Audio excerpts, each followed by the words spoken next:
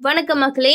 கோடை காலத்துல தயிர் சாப்பிடுறது நல்லதுதான், ஆனா இவற்றுடன் சாப்பிட்டா ஆபத்து. இந்த ஒரு விஷயம் பல பேர் கேள்விப்பட்டிருப்பீங்க. கோடை காலத்துல தயிர் சாப்பிட்டா நிறைய நன்மைகளை கொடுக்கும், தயிர்ல ஆரோக்கிய விஷயங்கள் இருக்கு. ஆனா எது கூடலாம் சேர்த்து சாப்பிடக்கூடாது, அதுல ஏதாவது பிரச்சனைகள் வருமா அப்படின்னு சொல்லிட்டு இந்த ஒரு பதிவில் நம்ம தெளிவா பார்க்க போறோம். அதை பார்க்கறதுக்கு முன்னாடி நம்மளுடைய சேனலை நீங்க இப்பதான் ஃபர்ஸ்ட் டைம் பார்க்குறீங்க அப்படின்னு சொன்னா மறக்காம சப்ஸ்கிரைப் பண்ணிட்டு சைடில் இருக்கக்கூடிய பெல் பட்டனையும் கிளிக் பண்ணி ஆல் அப்படின்ற ஆப்ஷனை செட் பண்ணி வச்சுக்கிட்டீங்க அப்படின்னா நான் போடக்கூடிய தகவல்கள், அற்புதமான விஷயங்கள் உங்களுக்கு நோட்டிஃபிகேஷனோட அடிக்கடி வந்துடும். இப்போ நம்ம பதிவுக்குள்ளே போயிடலாம். நம்மளுடைய ஆரோக்கியத்திற்கு எது நல்லது எது கெட்டது அப்படின்றது நம்ம பலருக்கு தெரியறது கிடையாது. இந்த நிலையில கோடை காலத்துல நம்மளுடைய ஆரோக்கியத்தை பேணுவதற்கு ஒரு சில நல்ல குறிப்புகளை பின்பற்றுவது மிகவும் அவசியம். குறிப்பா தயிர் பற்றி சில ஆச்சரியமான குறிப்புகள் இங்கே கொண்டு பட்டிருக்கு. அதனால் தெளிவாக கேளுங்க, ஆரோக்கியமாக இருங்க. சில உணவுப் பொருட்களுடன் தயிருடன் நம்ம சேர்த்து சாப்பிடக்கூடவே கூடாது. மீறினா ஆரோக்கியத்திற்கு பல்வேறு வகையான பாதகமான விளைவுகள் ஏற்படுத்த வாய்ப்பு இருக்கு. சரி வாங்க, இப்போது தயிருடன் எந்தெந்த உணவுகளை சேர்த்து சாப்பிடக்கூடாது அப்படின்றத நம்ம தெரிஞ்சுக்கலாம். எண்ணெய் உணவுகள். எண்ணெயில் பொரித்த உணவுகள், பரோட்டா, சப்பாத்தி, பூரி ஆகியவற்றை தயிருடன் ஒருபோதும் சேர்த்து சாப்பிடக்கூடாது அப்படின்னு நிபுணர்கள் சொல்கிறாங்க. அது மட்டும் கிடையாது, இறைச்சியில் பார்த்தீங்கன்னா சைவ புரதமும் பார்த்தீங்கன்னா ஒத்து போவது கிடையாது.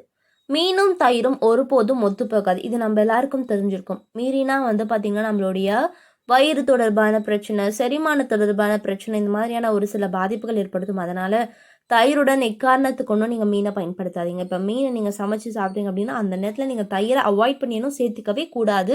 இது ஒருபோதும் நீங்கள் பண்ணக்கூடாது. அதுக்கப்புறம் பார்த்தீங்கன்னா பால். பால் நம்மளுடைய உடலில் அமிலத்தன்மையை அதிகரிக்கும். எனவே இதை தயிருடன் சாப்பிட்டா நெஞ்செரிச்சல் மற்றும் வாயு பிரச்சனை ஏற்படும். எனவே பால் மற்றும் தயிர் ஒன்றாக சாப்பிடலாம் அப்படின்னு சொல்கிறாங்க. ஏன்னா ஒரு சில விஷயங்களை நம்ம செய்யலாம், ஒரு சில விஷயங்களை செய்யக்கூடாது அப்படின்னு நிறைய விஷயங்கள் இருக்கு. வெங்காயம் கேட்டிங்கன்னா, வெங்காயம் மற்றும் தயிர் இரண்டையும் ஒன்றாக பலர் சாப்பிட்றாங்க. ஆனால் இவை இரண்டும் ஒன்றுக்கொன்று பொருந்தாது அப்படின்னு பலர் சொல்கிறாங்க. அப்படி சாப்பிட்டா என்ன ஆகும் அப்படின்னு கேட்டிங்கன்னா, சருமத்தில் அலர்ஜி ஏற்படலாம். ஆகையால் இவை இரண்டையும் எந்த சூழ்நிலையிலும் ஒன்றாக சேர்த்து சாப்பிடக்கூடாது. இந்த மாதிரி தயிர்லவே எக்கச்சக்கமான நன்மைகள் இருக்குது. ஒரு சிலர் கேட்பீங்க, மாம்பழத்துடன் தயிர் சாப்பிடலாமா? மாம்பழம் உடலை வெப்பமாக்கக்கூடிய தன்மை கொண்டதுங்க. ஆனால் தயிர் உடலை குளிர்ச்சியாக்கக்கூடிய தன்மை கொண்டது. எனவே இவை இரண்டும் ஒன்றாக சேர்த்து சாப்பிடும்போது அஜீரண பிரச்சனை ஏற்பட்டுடும் அப்படின்னு சொல்கிறாங்க. அதுக்கப்புறம் பருப்பு மற்றும் இந்த மாதிரியான அந்த விஷயங்களுடன் தயிர் சேர்த்து சாப்பிட்டா வாந்தி மற்றும் பல்வேறு உடல்நல கோளாறுகள் ஏற்பட்டுடும். ஒரு சிலர் கேட்பீங்க, தினமும் தயிர் சாப்பிடலாமா, சாப்பிடக்கூடாது அப்படின்ற ஒரு கேள்வி. தயிர் ஒரு ஆரோக்கியமான உணவு. இது பார்த்தீங்கன்னா கால்சியம் மற்றும் புரதத்திற்கான சிறந்த மூலமாகும். இதை சாப்பிட்டா வயிறு ஆரோக்கியமாக இருக்கும். ஆனால் தினமும் சாப்பிடலாமா, இந்த கேள்விக்கான பதிலும் நம்ம கண்டிப்பாக தெரிஞ்சுக்கணுங்க. தயிர் ஆரோக்கியமான உணவு அப்படின்னு சொல்லிட்டு நம்ம அதிகமாக சாப்பிட்டோம்னா நல்லதா? நீங்களே சொல்லுங்கள். வயிற்றுக்கு நன்மை பயக்கும் அப்படின்னு கருதி தினமும் தயிர் சாப்பிடும் முன் தினமும் சாப்பிடலாமா வேண்டாமா அப்படின்னு தெரிஞ்சுக்கிட்டு சாப்பிட்றது நல்லது. நிபுணர்களுடைய கூற்றுப்படி உங்களுடைய உடல்நிலை சாதாரணமாக இருக்கும் வரை மற்றும் குறைந்த அளவு தயிர் சாப்பிடும் வரை அது எந்த பக்க விளைவுகளையும் ஏற்படுத்தலை அப்படின்னா, இரவுல மற்றும் சளி உருவாக்கும் அந்த ஒரு பிரச்சனை உட்கொள்பவர்களை மருத்துவர்களை தடை செய்கிறாங்க. இப்போ ஒரு சிலருக்கு ஏதாவது ஹெவியான ஃபுட் சாப்பிட்டாலோ இல்லைனா இந்த கோல்டு ஐட்டம் சாப்பிட்டாலோ உடனே சளி பிடிச்சிரும். அவங்களுக்கெல்லாம் இது சேஃப் கிடையாது. தினமும் தயிர் சாப்பிட்றதுனால என்னென்ன நன்மைகள் அப்படின்றது நிறைய இருந்தாலும் அதை தொடர்ந்து சாப்பிடலாமா?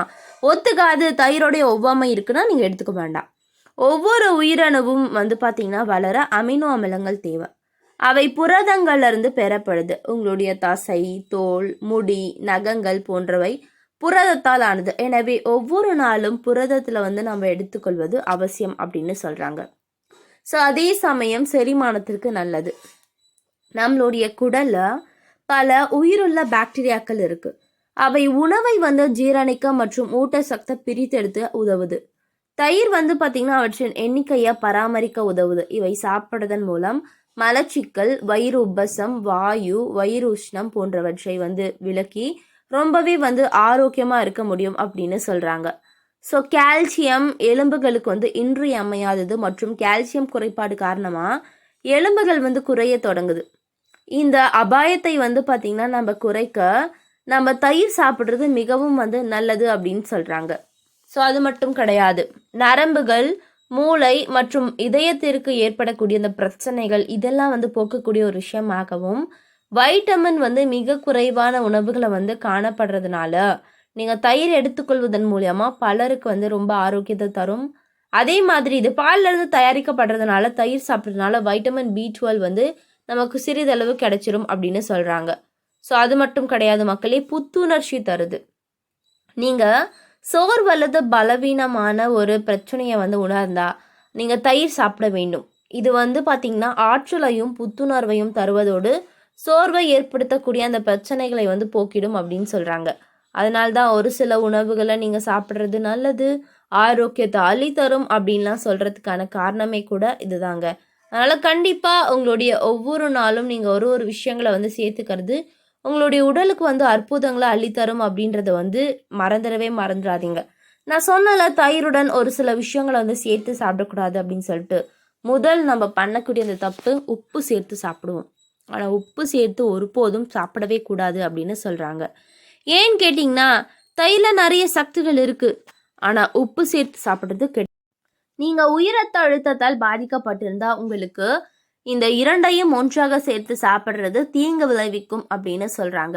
ஏனெனில் உப்புல பல பாக்டீரியா எதிர்ப்பு பண்புகள் இருக்குது, அவை ஆரோக்கியத்திற்கு மிகவும் நன்மை பயக்கும். ஆனால் அதை தயிருடன் சேர்த்து சாப்பிட்டா அது வந்து தயிரில் இருக்கக்கூடிய நல்ல பாக்டீரியாக்களை பெருமளவு அழித்து விடும். மேலும் உப்பு வந்து சேர்க்கப்பட்ட தயிரை அதிகமாக சாப்பிட்டா உயர் ரத்த அழுத்த பிரச்சனை ஏற்படும். எனவே இவை இரண்டையும் வந்து ஒன்றாக சேர்த்து சாப்பிட்றது ரொம்பவே வந்து தவறு அப்படின்னு சொல்கிறாங்க.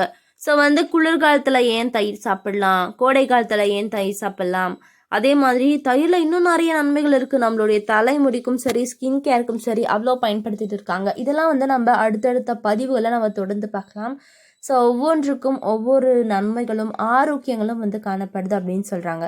எனவே மக்களே, இது போன்ற விஷயங்கள், அற்புதமான தகவல்களை நீங்கள் தொடர்ந்து கேட்கணும், பார்க்கணும் அப்படின்னு சொன்னால் நம்மளுடைய சேனலை மறக்காமல் சப்ஸ்கிரைப் பண்ணிவிட்டு சைடில் இருக்கக்கூடிய பெல் பட்டனையும் கிளிக் பண்ணி ஆல் அப்படின்ற ஆப்ஷனை செட் பண்ணி வச்சுக்கிட்டீங்க அப்படின்னா நான் போடக்கூடிய தகவல்கள், அற்புதமான விஷயங்கள் உங்களுக்கு நோட்டிஃபிகேஷனோட அடிக்கடி வந்துடும். ஸோ தொடர்ந்து பாருங்கள், ஆரோக்கியமாக இருங்க. நன்றி, வணக்கம் மக்களே.